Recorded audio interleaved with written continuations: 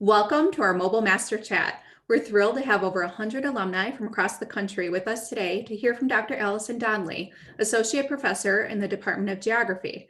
Alison completed her master's and PhD in Environmental Science at Trinity College in Dublin, Ireland, where she focused on the impact of air pollution on pine trees and examined the response of wheat to elevated concentrations of carbon dioxide and ozone. She spent a number of years at the University of Nottingham in the UK as a postdoc, where she continued working on the impact of climate change on agricultural crops. This is when she became interested in phenology and how it could be used to detect the impact of increasing temperature on plants and animals. At UWM, she leads a team of students whose research interests include plant and bird migration phenology and satellite remote sensing. She's collaborated with colleagues from around the world and published extensively, including in journals such as Climate Research, Global Change Biology, Agricultural and Forest Meteorology, and more recently in the International Journal of Remote Sensing.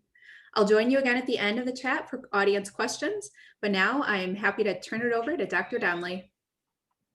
Thank you very much for that lovely introduction, Amy. And I'd like to also thank the entire team, to Kyle and to Abby, for organizing this event and for inviting me to talk to you today about monitoring Downer Woods. So before we launch off into space, I will be talking about monitoring Downer Woods from down here on the Earth. And before I get to that, I'd like to introduce you to our team. First of all, we have Chloe Rayberg, and Chloe was a master's student on the project, and she was monitoring the shrubs of Downer Woods. Dr. Rong Yu is the postdoc on the project, and Rong is responsible for the extraction, the analysis, and the interpretation of all the satellite data. So before I came to the US, as Abby was just saying, I was involved in and very interested in how vegetation responds to a changing climate. So when I came here to the geography department, Rong was working on the impact of climate change on the growth and development, or the phenology of trees in Downer Woods. And she was working with Professor Mark Schwartz on her PhD at the time. So I was very, very keen to start working with Rong. So what I want to do today is to, first of all, find out how to change the slide.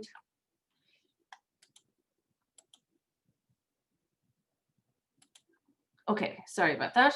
So what I want to do today is to talk a little bit about phenology, determine whether it's important or not, give you some examples of how we define phenology and how we determine it, and then relate that to what we're doing in Downer Woods and the different monitoring we're doing in Downer Woods. I want to talk a little bit about the shrubs. When you think of a temperate deciduous forest, you tend to think of the trees, but we decided we were going to go for the shrubs because they're kind of understudied. But if you think of it, at the very extremes of the growing season, in early spring and late in the autumn, the shrubs are photosynthesizing while the trees are still kind of leafless.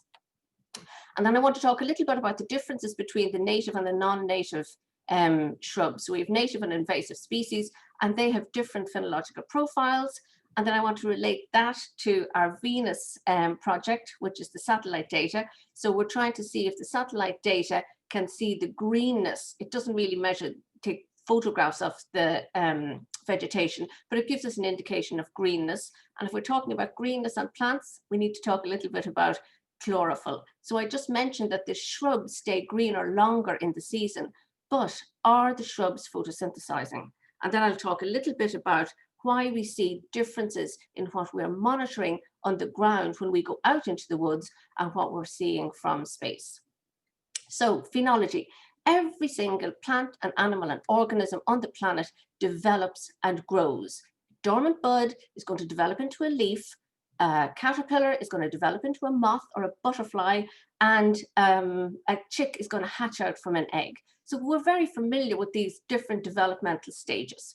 Well, phenology is simply the study of the timing of those phases when they occur. So is it important when a bud starts to develop into a leaf and photosynthesize? With climate change, we have carbon dioxide in the atmosphere, and once we have these the leaves coming out and photosynthesizing, they're taking carbon dioxide out of the atmosphere. So different ecosystems will be leafing out at different times and taking carbon dioxide out of the atmosphere. So if we know when this is going to happen in spring and when it's going to finish in autumn, we can measure the amount of carbon being taken out of the atmosphere. So we can do a carbon budget. So that's kind of important if you're talking about climate change. And with climate is changing, we'll see these events occurring later in the season. Okay, so I just mentioned that phenology is the study of the timing of these events. We can use phenology to determine the timing of the different seasons, the timing of spring, the timing of autumn. So we're talking about the timing of recurring life cycle events in plants and animals. And these life cycle events or growth stages or developmental stages are also called phenological phases or phenophases for short. Some examples include things like bud burst. So we have a dormant bud here, it develops through bud burst, and we have the leaf emerging and leaf unfolding and leaf fully unfolded. So we have this progression throughout the spring season. We have things like the timing of flowering, the timing of fruiting, and in autumn, we have the timing of leaf color and leaf fall. So we've lots of different types of phenological phases throughout the growing season. Animals also have phenological phases, and just a couple for examples are like bird migration dates, the time of arrival of birds, the timing of egg laying and hatching dates in birds, and then of course the timing of departure in autumn as well. Appearance times of insects. Insects will appear early in spring, fly during the summer, and then they head off in the autumn. Other environmental or other phenological phases include things like ice melt dates. Now it's not biological, but it occurs at the same time every year. So the ice melts in spring and then forms again in autumn. So what do all of these phenological phases have in common, and this growth and development throughout the years that occurs at roughly the same time? They're driven by something in the environment. So something triggers a dormant bud to develop into a leaf. Something triggers birds to migrate, insects to appear, and ice to melt. And that is, surprise, surprise, temperature. So as the temperature warms in spring, all of these events will start to occur. Now, if the temperature gets warmer and warmer every year because of climate change, we would expect these events to start to occur earlier and earlier in the year. So the timing of these events is critical and is influenced by changes in the climate. Okay, so monitoring phenology and the use of phenology in our everyday lives that we don't even think about. Phenology allows us to predict and address any hazards in the environment. Now, it's not going to prevent them from happening, but we know when it's going to happen, and then we can prepare and put some mechanism in place to reduce any of the risk. So examples of this can be wildfires. If a forested area is very dry and there's leaf fall and leaf unfolding, we can see that that can be the time when a particular ecosystem is vulnerable to fire. Pests and diseases. The phenology not only of the crop, but also of the pest needs to be synchronized for damage to occur. So we will know the timing of leaf unfolding, like when leaves are unfolding in temperate deciduous trees, they're more susceptible to damage from late frost, or from insect damage, or from other diseases. So we need to know the timing when this occurs, and then again, we can put mechanisms in place to reduce the impact. Phenology also helps us to predict and to manage invasive species. So in this example here, we have a very dry environment. The plants respond to rainfall. So if there's a rainfall event, what you might find is that invasive species, they will respond much faster than the native vegetation. So if that happens, it gives us an opportunity to manage those species, because, for example, if they start to leaf out earlier, we might be able to use a herbicide to try and control them. So it helps us predict and to manage natural hazards. We plan many of our cultural and recreational activities around phenological events, such as this beautiful cherry blossom blooming in China or Japan, or even in Washington, DC. We also plan our ecotourism around many events, such as this one here, we have whale watching, but also we might go bird watching, we might go caribou watching, or even wildebeest watching. So a lot of naturally occurring phenological events will help us plan our recreational activities. And of course, we're very familiar with wildflower displays in the desert, or with color displays in northern Wisconsin or Maine, or wherever you go to see your fall colors. Something that's very topical at the moment is the flu season.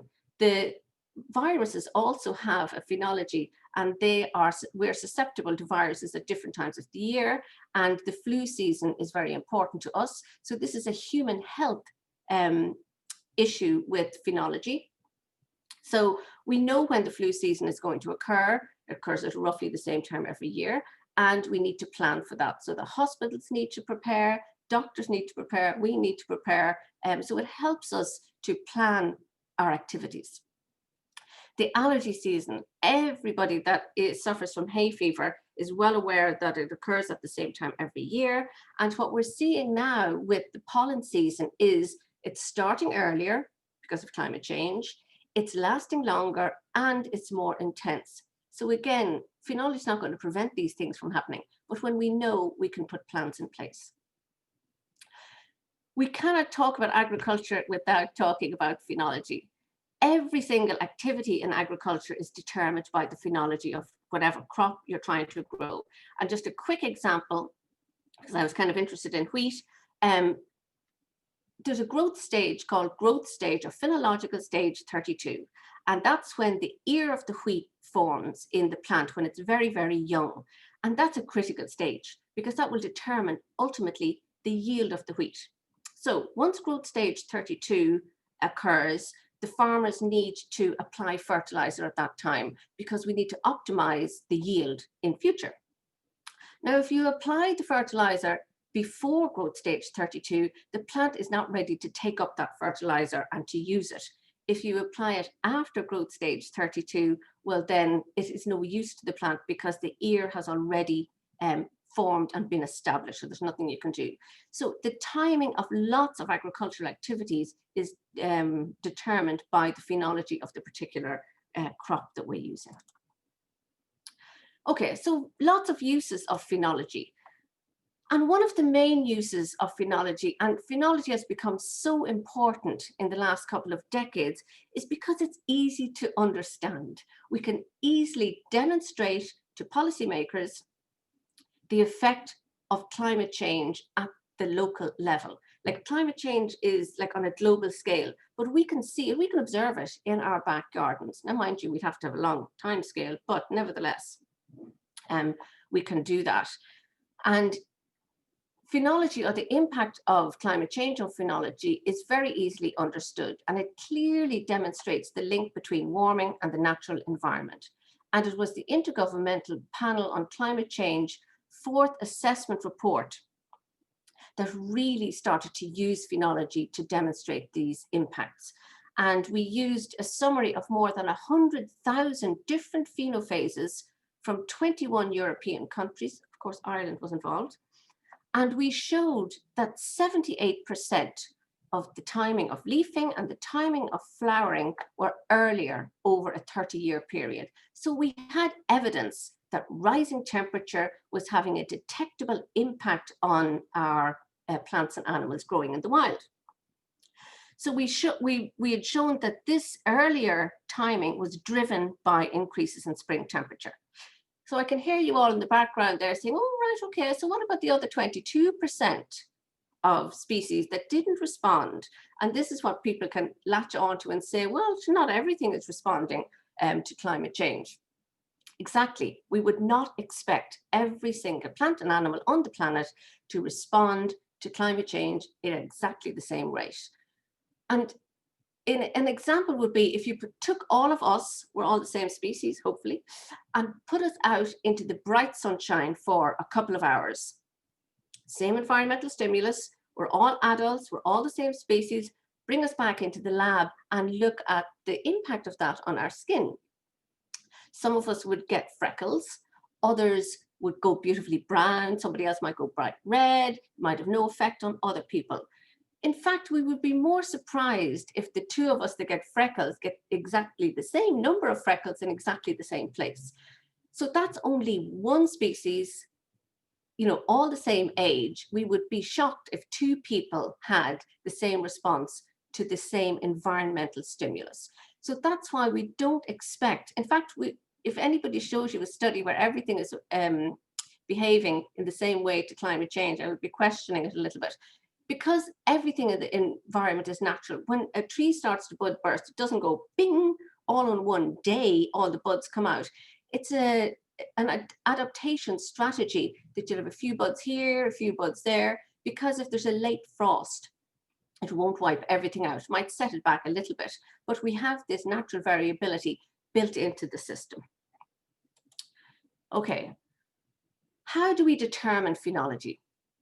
You know, it's a simple thing. Well, it is simple to understand and to record, but it has to be, the data that you're collecting has to be accurate. Now, we can look at phenology in a number of different ways. One of the ways is in situ observations. In situ, you go out into the field and you monitor what's going on, which is what we're doing in Downer Woods. We go out, we observe at what stage the different plants are at.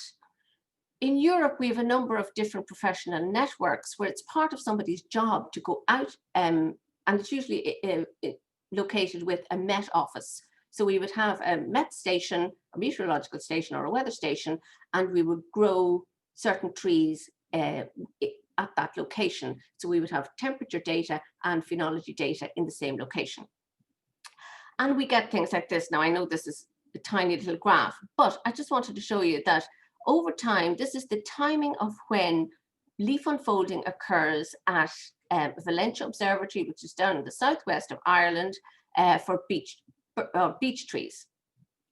And this is just showing the day of the year when it occurs. And we can see that over time, this 40-year period, 40 or 50-year period, we can see that leaf unfolding is occurring earlier in the season. And that is driven by spring temperature, rising spring temperature. But with phenological data, you know, it's kind of tricky because we have gaps in data. We have this huge variability. And that's why we need a long time period. The longer time period we have, the better, and the more accurate our interpretations and our trends will be. Because if we looked here from like 1996 for the following 10 years, we looked at that data, it looks like the leaf unfolding is occurring later in the season, which is contrary to what we would expect, but as dictated by climate change. So that's why we need the longer term trend. And just incidentally, leaves are bud bursting about 3 weeks earlier now than they were in the 1960s. This is just a picture from the area. Another way to collect the information where we can get a much broader perspective of the environment is through citizen science. When you have one scientist or one professional observing just a few trees, you know, the spatial coverage is not great, but we have very accurate data. So we try and get citizen scientists. I mean, you've heard of plenty of citizen science projects to try and collect information in the environment that can be robust enough to be used scientifically. So we get scientists to go out and observe what's happening in the environment, and they can record those observations in the National Phenology Network website. So we have the time series for this is not as long as it would be in Europe. There are very few long-term data sets in the US, but we have a very, very broad coverage. So we have different things in different locations. Another way to collect information is through, or phenological information is through remote sensing. Remote sensing just means at a distance. We can use satellites, we can use phenocams. A phenocam is just like your webcam, except we have a phenocam. It's just observing the phenology of Downer Woods sitting on top of one of the Sandberg buildings. And this is the kind of information we get. So we can get a whole landscape from satellite data. Phenocam is a bit smaller. So this is just the information we get from a satellite for Downer Woods This is EVI, it's an enhanced vegetation index. A vegetation index simply gives you information about the vegetation. So, and it's divided into these tiny little boxes or these little pixels, so we can get very fine detail about the greenness. So the cameras are, the satellite sensors are measuring greenness, if you like. I'll talk a bit about this in a minute. And here we have a picture from the PHENOCAM. The PHENOCAM takes an image every 30 minutes. And again, it measures the greenness as well. And we can compare the resolution of these two images. And we can track that over time. We can see how it greens up in spring, stays green during the summer, and then browns down in autumn. So we've in situ observations. We need individual people to go out and observe it. So it's very labor intensive.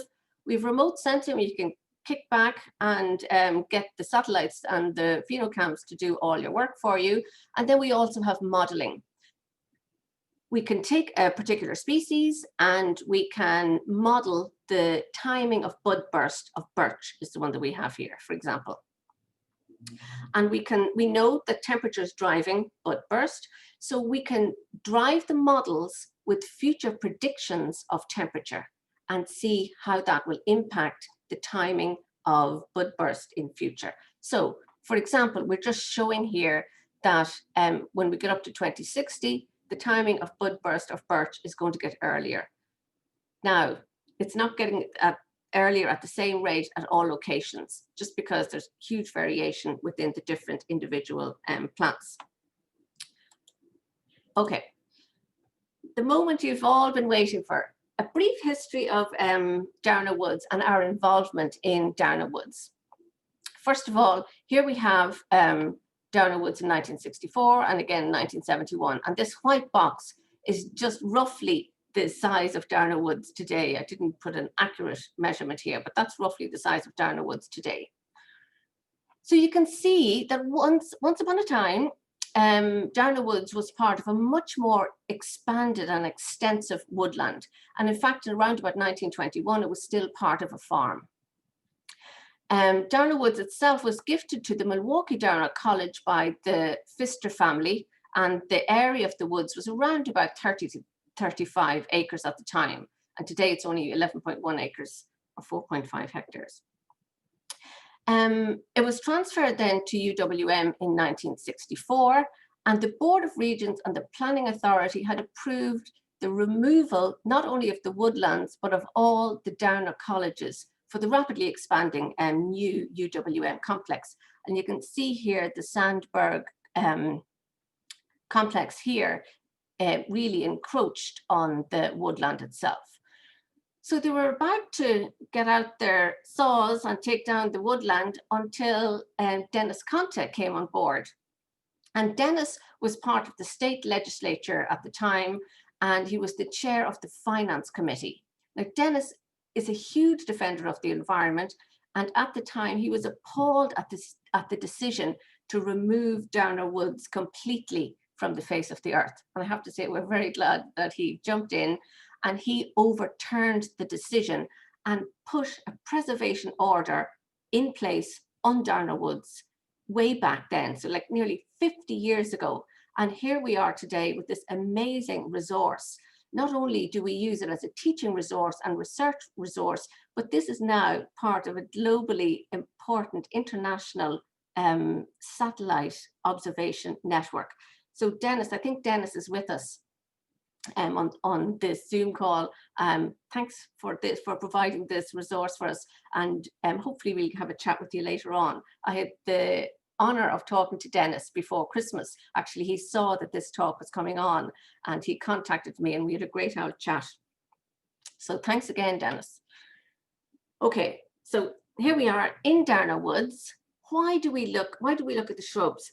I can't talk about everything today, but we just decided to look at the shrubs because temperate deciduous woodland, everybody looks at the trees, but as I mentioned earlier, we feel that the shrubs are important at the very start and the very end of the growing seasons. They're kind of the overlooked forest layer. They're not well studied. They're a bit more tricky than the trees. I'll show you in a moment why. But you can see here that leaf out. I mean, they're fairly green at this stage, but the trees are leafless, and even the ground vegetation. The ground is still pretty cold at the very start of spring. So we wanted to look at the shrubs because, well, because of this earlier timing, but also we wanted to look at the difference between native and non-native species. So what we observe, you know, not surprisingly, but we need to quantify these kind of things, that the shrubs leaf out in spring before the trees because they have to get going before the canopy closes over. And this has implications for the birds and insects that depend on the shrubs for their habitat and also for their food. And we also wanted to investigate the difference between invasive species and native species. Now, you don't tend to get native or invasive trees because the shrubs are lower growth form. They tend to, there's a better chance of them becoming invasive than the trees. So a lot of things going on there with the shrubs. In late autumn, the shrubs stay greener for a longer time period. Now I'll talk a little bit about, they might be greener, but are they photosynthesizing and taking carbon dioxide out of the atmosphere? We'll have a look at that later. So here we have a group of students in the biogeography class standing in front of this huge area. This is completely green, this buckthorn. So this is an invasive species in Downer Woods, and it's very, very green. All of the trees have lost their leaves. The shrubs, the native shrubs have already lost their leaves also. There are a few oak in the background, they're marcescent, they hold on to their leaves even though they're colored. And the idea behind the phenology of invasive species is it gives an opportunity to manage the invasive species. So you could go out and use a herbicide to kill off the invasive species while everything else is dormant. Now, it doesn't always work, but anyway, that's the theory behind it. Oh. Next slide. Right, so this is just an example of what we're doing. This is Downer Woods here where we're located, and this is an image of the woods. These dots here are just the location where the trees are actually monitored. We can't study the shrubs without the trees just because they're interlinked, and we want to get an image of the entire ecosystem. We also monitor things like light, what light levels are like, air temperature, relative humidity, soil temperature, and different environmental factors. Now, the phenocam is up here on Sandberg, and it looks down on the woods. Again, we can get information from that. So what we have here, what we monitor is the timing of when bud burst occurs, the timing of when leaf out occurs, the timing of leaf coloring, and also of leaf fall. And the shrubs that we monitor them every other day. We have 5 native species. I only have 4 of them here. Wild currant, cranberry, nannyberry, dogwood, and the other one is chokecherry. And then we have 3 different invasive species. We have the honeysuckle, the buckthorn, and the European privet. So every other day we go out and we determine what phenophase these species are in. So we go out spring and in autumn. Now it's intensive, it's labor intensive, but we need that data. And the reason we go out every other day is because that's when the Venus satellite goes by. It goes by every other day. And we're trying to match what we're seeing on the ground with what we're seeing from space. We also have trees, the usual suspects, a couple of oak, basswood, and ash. So this is kind of the community of shrubs and trees that we are monitoring in Downer Woods. So what could possibly go wrong with monitoring shrubs every day or every other day? So when I went out to Downer Woods this autumn just gone by, after going, I could see that a lot of our species, we lost 4 species, which is not great if we have only 5 native species. But I'll tell you about that in a second. So first of all, we had a dead tree falling on our wild currant patch. You can see some of our labels underneath the dead tree. We had mold occurring on the nannyberry. We had massive insect damage on the cranberry bushes.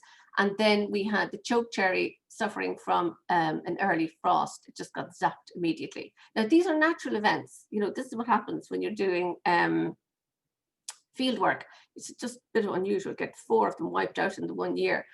But it's not the end of the world. If it's trees, usually we try to monitor the tree is going to be there for 50 or 100 years, so we need to monitor the same tree over and over. But we just selected representative shrubs at roughly the same age and same location in the woods and kept going, because we're just looking for the overall phenology. It's not hugely important that we monitor the same individual shrubs. We try to do when we can, but we can't lose all our species and just forget about the study. So that's one of the hazards of doing field work in the environment. Another thing, we have the ash trees. Again, this was one of the trees that we were monitoring. And you can see very, very few leaves left on this tree, whereas all the others are still very green and still loads of foliage. So again, with this, we still monitor it, but we can't use that data in our analysis because it's not really representative of the woodland. Probably emerald ash borer is responsible for this. So take a deep breath. I'm going to go through this slide. It is all of the phenological data for the shrubs that we have so far. We only have 3 years data. We have non-natives or invasives, and we have native shrubs. And up here, we just have the community of shrubs. The green represents spring. So this is the start of spring, the start of bud burst, and the end of spring, the end of leaves fully unfolded, like completely out. And then we have the start of autumn and the end of autumn, sorry, the start of leaf color and the end of leaf fall. So we have the spring season and the autumn season. We have 3 years data so far. Not enough, well, we have, yeah, it's not great. It would be better if we had a much longer time series, but look, this is all we have for now. We can still see variation. In 2018, you can see that bud burst started much later than the others. We had a cold spring, so bud burst started later, but we've seen that once bud burst starts, it goes very quickly. And we've seen that also in trees. A late spring means green up will occur at a faster pace. But then if we look down at all these are just the individual species. You see variation, you know, some very, very short bud burst periods and some very long leaf unfolding periods. So we see variation. But in all of these spring between the non-native and the native, you don't see a huge difference in the two groups. Now, there is a tendency for the non-natives to leaf out a little bit later in the season. So the natives are starting earlier. Now, it's only a tendency. It's not statistically significant yet, but I reckon if we had a lot more years, we might see that divergence. It's a good strategy to leaf out a little bit later because then you're not going to be zapped by a frost. So we're seeing that the invasives might be leafing out a little bit later, but look at what happens in the autumn. Very, very clear divergence between the non-natives and the native shrubs. The non-natives, the invasive shrubs, are staying greener a lot later in the autumn than the native shrubs. So they start to yellow or they start to color later, and they keep that greening for a lot longer than the native species. So overall, we can see that the non-natives or the invasives, they leaf out later, they reach full leaf faster. So once they leaf out, they go a lot quicker than the natives. They catch up really, really quickly. And the leaf fall occurs much later in the season. For the natives, the leaf fall starts earlier and they have a shorter autumn season. I mean, that's clear, you know, just from the length of the bars here that we can see. Now, I didn't show you the tree data on this as well, but just to let you know, the trees tend to leaf out a couple of weeks later than the shrubs, and they lose their leaves a little bit earlier than the shrubs as well. So that's kind of the data. That's our in situ data. So moving on then to what we're seeing from the data. So how we got involved in this project is a bit mad, really, because in about 2014, there was this call sent out to scientists all over the place. Did you want to get involved with this new microsatellite? And they were looking for people who could help them validate some of their sensors that were going to be on the satellite. So Rong and I decided, well, should we have intensive data for Downer Woods? Let's see if we could validate their phenology products or their phenology sensors. And so we heard nothing. So we kind of thought, oh, well, there you go. At least we tried. 3 years later, we got an email to say that Downer Woods had been selected as one of these important sites. And out of hundreds of other applications that they have, they selected ours as one of about 120. So we were absolutely thrilled. And this is actually the launch of the VENUS satellite. And actually my brother's friend was at the launch of the satellite. But that's a story for another day. Anyway, it's called the Vegetation and Environment Monitoring on a New MicroSatellite. It's much easier to remember VENUS. So it's an Earth observing satellite. And it's a joint French-Israeli collaboration, tens of millions of euro or dollars involved. And it was launched in August 2017, 3.5-year mission. Its orbit started off at about 720 kilometers up, and it dropped down to 410 kilometers. That means we have higher resolution data. It has what's called a near polar sun synchronous orbit. It just follows the sun around. It collects information on from 12 spectral bands, and these are just 12 different wavelengths. It's kind of multispectral. Now that's really useful because these different spectral bands give different information about a wide range of environmental factors, and some of them are vegetation. It has a 2-day revisit time, and it has a 5 to 10 meter resolution. You saw the picture earlier with the little pixels. We have information for every one of those little pixels, and we've got 120 special sites of interest.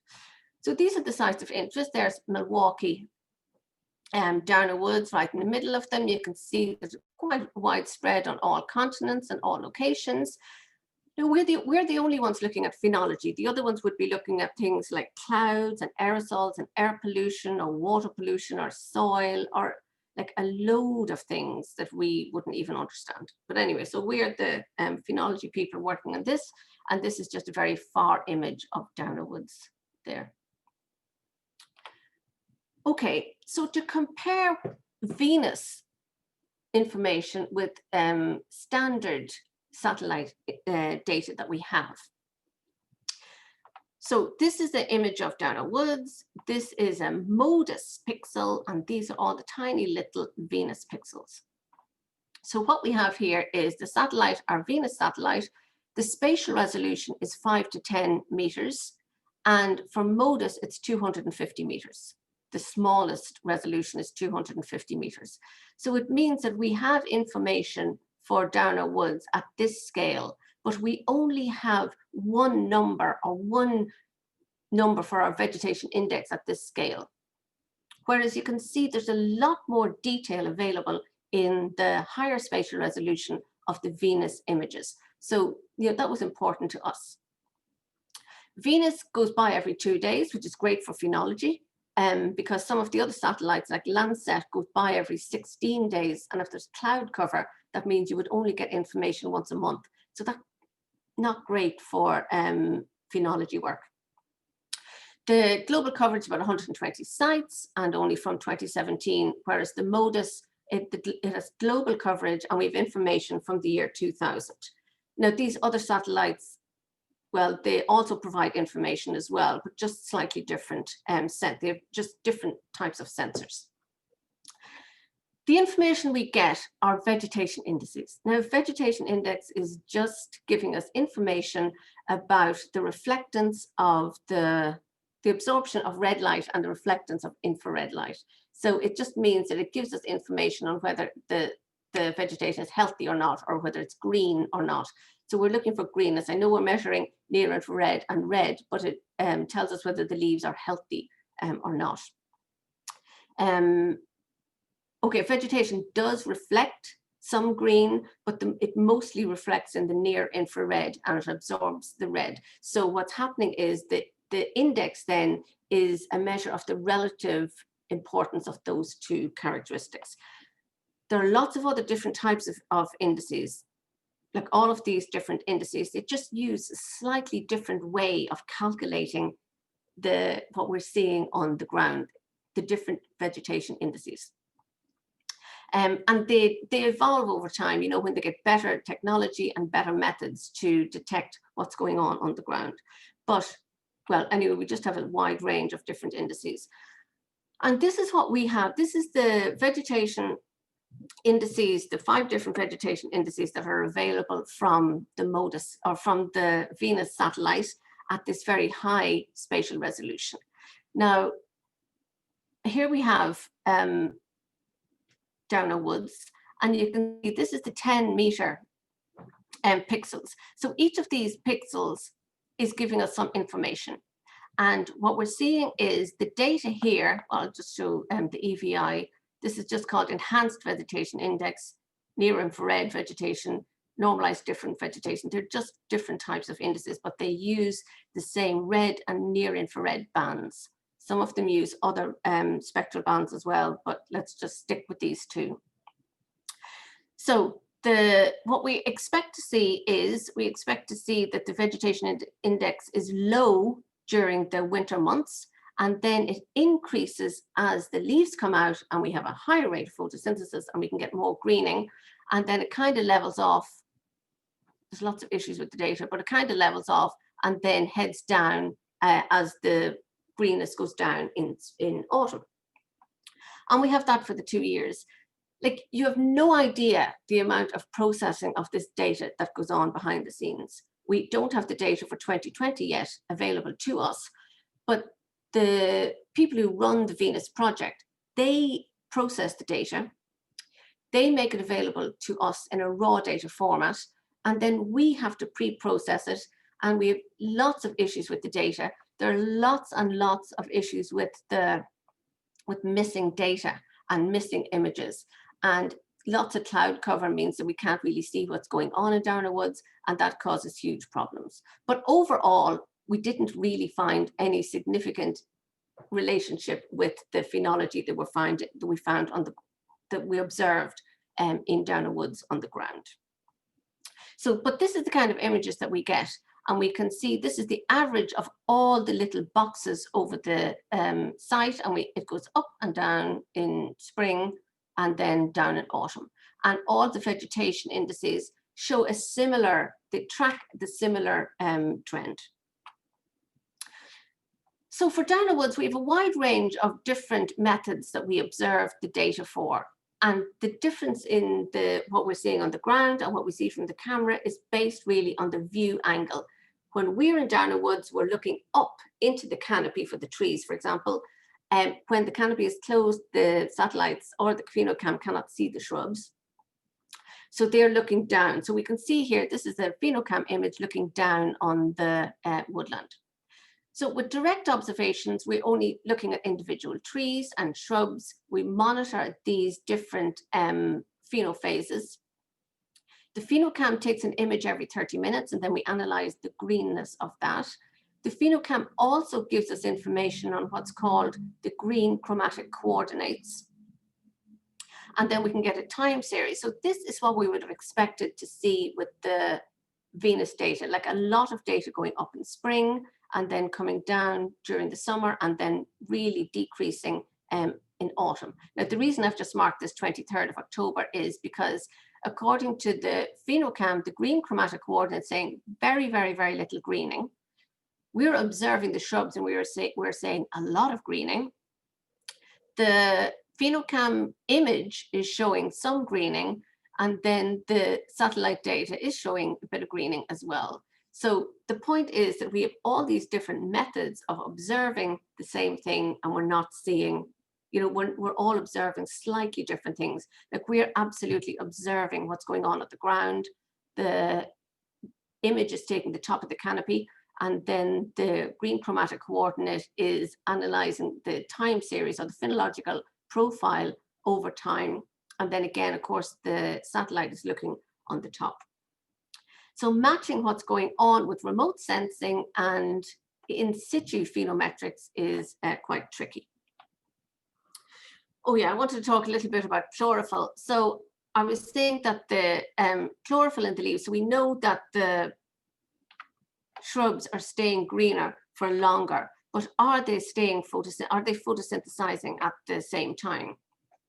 So what we do, this is Chloe, she goes out and uses this little meter, and the meter just gives you an indication of how much chlorophyll is in the leaf. It's a non-destructive, handheld little device, and it's very, very useful. The higher the number, 47, very high amount of chlorophyll. If it goes down to about 10, which means there's not very little chlorophyll.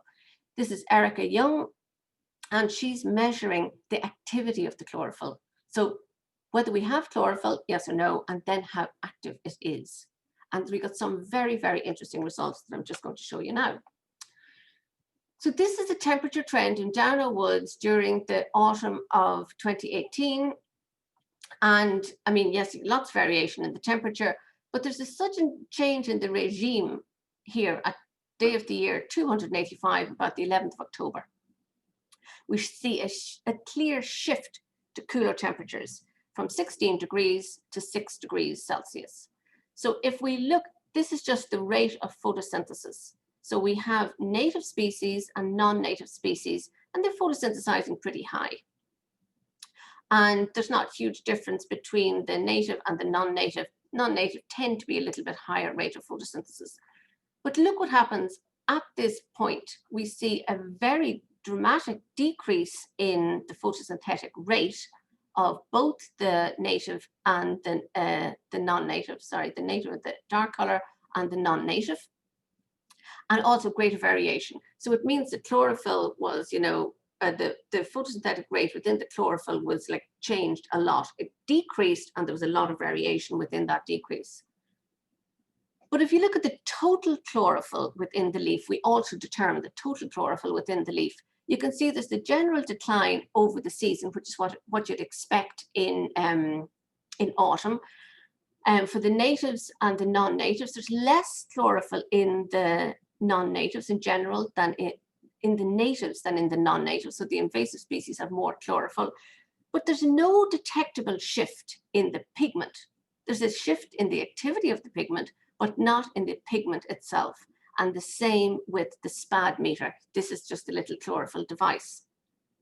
So what we're seeing is that the activity of the chlorophyll is really impacted by a change in temperature, but the actual chlorophyll itself is not changing. So there's a change in the photosynthetic rate. So we see this in autumn. That's very important for the timing of the active photosynthetic period when carbon dioxide is being extracted from the environment.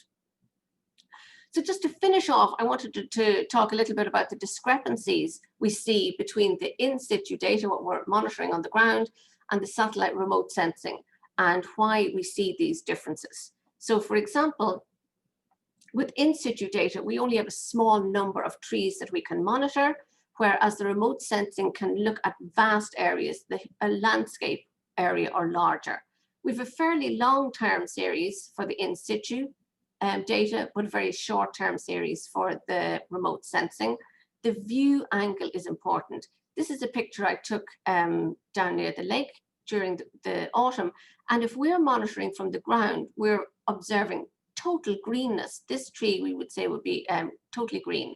Whereas from above, the satellite or the remote sensing would be saying it's totally yellow or totally colored. In situ, we're limited to spring and autumn, whereas with the remote sensing, we have continuous year round. We can be very subjective in our observations, whereas the satellites are usually not. They're very accurate about how much green there is or how much red there is. But with the remote sensing, we have a range of different types of sensors. And then we have different definitions of phenophases, and the validation of remote sensing can also be quite complex. We need the in situ observations to validate what we're seeing with the satellites. So just to quickly sum up, we've seen that the shrubs have an extended growing season compared to the trees. We see there's a difference in the non-native and the native vegetation, and it's particularly in the phenological profiling of the two groups. The VENUS data is promising. We haven't gotten there yet, but it is definitely promising. We still have a lot of work to do, and obviously the project is not finished. There's lots of gaps and challenges, and we need to compare the VENUS data with the MODIS and the PHENOCAM. We have a lot more work to do on that. And I just wanted to thank the research Growth Initiative grant from the University of Wisconsin-Milwaukee, which provided the funding for this project, and also, of course, to Dennis for protecting the woodlands for us. So I'm going to end there and thank you all for your attention. And if there are any questions, I think we can take them. Our first question is, have you noticed any difference in phenology for the shrubs and trees in the shadow from the Sandberg towers? We can observe, no, we don't really, because the shadow moves. It doesn't, it's not fixed. So we would have the shadow in the Sandberg towers just for a couple of hours during the day. And that's not enough to significantly impact the phenology in those sites. But it's a very good question, actually, yeah, because we do have influences from the, like if the woodland itself being within a city, it's slightly warmer than the natural environment further out. But no, they don't really have an impact. We can see small changes in the temperature, but it's not enough to impact the phenology. Great question. And how do you choose the plants you observe? Do you have capacity to observe more in the winter months? From Wyatt. We choose the plants based on the abundance and the convenience of the plants. We'd like to be able to do more. We go out in the field and we decide, or into the woodlands, and we decide what species we can observe, and then we select individuals, up to 5 individuals of each particular plant, and then we observe that every other day. And then, of course, we have issues like I've shown you earlier with damage to the plants, and we have to select new ones. But we only have two seasons when we can observe. Like, we just don't have the time to go out every single day and take observations, but we do go out every other day during campaigns in the spring and in the autumn at the extremes of the seasons. So there's not much happening really in winter. Okay. Okay, since chlorophyll activity decreases with temperature, even while leaves still appear green, does that mean visual observation, whether sensors or humans, would overestimate carbon sequestration in autumn? From very astute question from Trevor. Yes, Trevor, exactly. We would. That's why we wanted to try and quantify that, to see how the activity. Yes, just because they're green doesn't mean that they're photosynthesizing. However, we can also get some information on photosynthetic activity from satellite data, just not from the satellite data that we have. Like, it's a very, there's another part of the spectrum called the photosynthetically active radiation. So that's radiation that the plants are using. And we can measure that photosynthetically active radiation using satellite data. And we can get an idea of how active different ecosystems are. So it helps in that way, yeah, but definitely it can overestimate the carbon sequestration in autumn, except there is, as the technology develops, we get more and more information. So now we have to use the greening and this FA, the fraction of absorbed photosynthetically active radiation also. But yeah, nice question. Are you using or encouraging farmers to use organic practices to maintain and protect the vegetation? From Alan. It's a little bit outside of my wheelhouse, really. We do encourage people to practice organic or to practice organic farming. And even in the city, we see people doing organic gardening and using less water also to try and maintain our water supply and to try and keep the environment as clean as possible and to try and reduce the amount of herbicides and pesticides and fertilizers that we use. So we would certainly be advocates of protecting the environment in any way we can. And because agriculture is so, or has the potential to, well, provide lots of food, but also has the potential to pollute, I think now that people are more aware of timing their practices, such as applying herbicides and fertilizer at different times and insecticides also. Like, if you get the timing right, you can reduce the amount of damage that can occur. Yeah, great question. Okay, we have a question from Joe who asks, out of curiosity, why isn't the plot of land to the east at the corner of Downer and Edgewood included as part of the Downer Woods? Why isn't the plot of land at the east? I have no idea. It is still part of Downer Woods, but it's not the part that's fenced off. So the part that's fenced off is the bit that we use for our research and for our teaching. But I have absolutely no idea why it's not included within the fence. Sorry. You can't know everything. Okay, let's see if we have any additional questions here. Alison, I'm curious while we wait to see if there's an additional question. How do you see that the Downer Woods is well utilized for recreation by students and faculty and staff since you're out there so much? Yes, we see a lot of activity in Downer Woods. A lot of people walk through the woods during their breaks.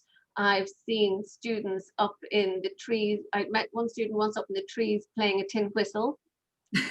There was a gentleman that I used to meet, and he would really put the logs around the footpath so people wouldn't, walk off into the woods. He really maintained the structure of the paths as well. And then I see a lot of people, walking their dogs, which is not really allowed, but and yeah, it's used a lot. And I see some kids also make forts and things in the woods. So it's extremely well used, really well used. That's a great resource in the little urban pocket of campus to have that. Yeah, and we use it a lot for teaching purposes as well. I mean, it's one thing to tell students the 3 different levels of vegetation in a forest. It's quite abstract, but when you can bring them out and they see it, and they see the different types of trees and the different shrubs and how they interact, it's very, very useful. Okay, so this is our final question. Do you have an ideal outcome for the overlap of your observations and the tools from space? We would like to be able to determine exactly what phenophases the satellite is observing. Ideally, and then we could extrapolate that to areas like far from Downer Woods. But the more information we collect and the more we look at the satellite data as well, and because basically we're observing different things, the satellites are observing green in principle and photosynthesis now, and we're observing on the ground like individual trees. And it's very hard to reconcile those 2 factors. But if we can get enough information and enough data and a longer time series, we will be able to use it for general purposes, like in planning, definitely, and to try and figure out the carbon budgets. I mean, it's better than, it's better than what we have at the moment. So ideally, we'd like to be able to say exactly what's happening, and it will happen. The satellite, the resolution of the satellites is improving. What they're seeing is improving, and what we're monitoring on the ground also will help that as well. So that would be nice. Great. Thank you so much again for sharing your research with us and joining us. It's fascinating to hear everything that's happening inside the woods that we all pass on a daily basis. So thank you for everybody for joining us today. We had a really nice attendance, and we look forward to hopefully seeing you at the next Master Chat coming up February Thursday 18th. We're featuring Professor Clark Evans, who will share a presentation called Hurricanes 101, the why and the how applied to the hurricane season of 2020. So hopefully I'll see you then. Thank you. Thank you, Amy.